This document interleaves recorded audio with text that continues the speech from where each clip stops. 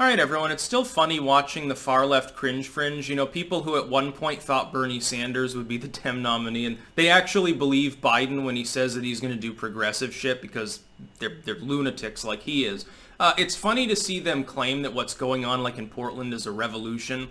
Like they try to get people's dander up when they're debating them, like on Twitter and stuff, you know, in their far left echo chamber, by saying, well, you know, we're gonna come for you during the revolution, and like dumb shit like that. And it's like, you gotta understand, the optics of it are, well, look at us, we're so numerous and violent, but really what it is it's a small groups of people in a handful of cities that are just trying to loot and shoot. And really all they've accomplished is they've caused 5 or 6 million additional Americans to arm themselves specifically against their violence, meaning that there's like absolute hope lost for the far left actually staging a hostile takeover of anything other than a few blocks in Seattle actually, and staging non-stop riots every night around the courthouse in Portland. And you saw there's that one entitled spoiled Karen there that got arrested in New York City. I don't understand why I'm being arrested. It was really funny because people are like, she just got abducted by unmarked police. No, she got arrested. She got detained for damaging, I believe, if the NYPD is to be believed, 5 instances of her damaging police equipment throughout the day. And so finally they got tired of it and decided to arrest her. So this was with the NYPD's cooperation and foreknowledge. This was not an abduction. And she'll probably end up getting let off by the prosecution anyway. Probably a Soros appointee. But I think the more funny part about the Cringe Fringe, thinking that they're 1% of 1% of the US population is going to stage a coup or something, and that they have actual meaningful political power and aren't just pawns of the neolibs. The funny part is that like they're so desperately anti-Trump that they're willing to cuck for Biden, essentially. Like Biden, the liberals are trying to make the argument, well, just elect Biden and this will all go away. Like, basically like cuck, take a knee before the far left and give them what they want, or they'll keep doing stupid shit. Now, it makes me want to do the opposite. It makes me want to make them angrier so that they'll all end up getting themselves arrested in a whirling rage of stupidity.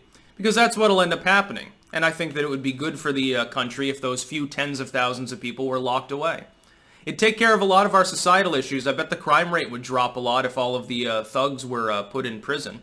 Because they're actually criminals. Why don't you let all the potheads out of prison? Why don't you let all the people that didn't victimize anyone or destroy property out of prison? You know, we got a coronavirus epidemic, so we got to get them out of there. And have actual violent, depraved people who are supposed to be in prison be the ones that are there. Why don't we? That's the prison reform we need. We could get rid of half of the prisons. Or at least double the size of their cells and give them better food, which I would support. I think that it's good to be humane if someone's going to be locked away for 5 to 10 years. Why don't we do that? But they think that if Biden gets elected, like somehow things will get better. Actually, it would drain the oxygen from the sails of the far left. It won't help the liberals either. If you think that Joe Biden would actually be a good president, then you're absolutely insane. But basically, the far left right now is fighting for Biden. They're effectively helping a bunch of neoliberals. And if Biden chooses Kamala, it'll be the most tough on crime pairing that's ever been in the White House. You think that Trump, his reaction is tough? You keep rioting after Biden's in there, the Democrats will crack down way harder than Trump is cracking down. He has to show restraint because he doesn't have that kind of mandate. Democrats can get away with more for what they have a mandate to get away with. The Democrats are cast as the soft on crime party.